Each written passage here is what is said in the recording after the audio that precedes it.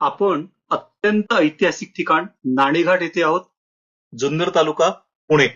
सातवाहन काळामध्ये देशातून कोकणात येण्यासाठी हा घाट वापरत असत आणि याचं महत्व इतकं होतं की मोठ्या प्रमाणात व्यापारी इकडून तिकडे जात असत आणि त्यामुळेच सातवाहन राणी नायनिका हिने आपला शिलालेख या ठिकाणी लिहून ठेवला आहे.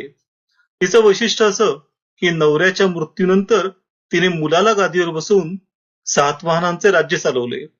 ती भारतातली पहिली राणी की जिच्या नावाने नाणी काढली गेली. ती दक्षिण भारतातली पहिली स्त्री जिचा नाण्यावर उल्लेख आहे.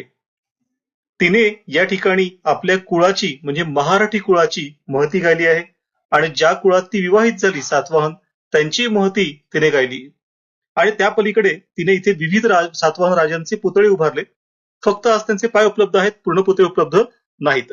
तर असा हा ऐतिहासिक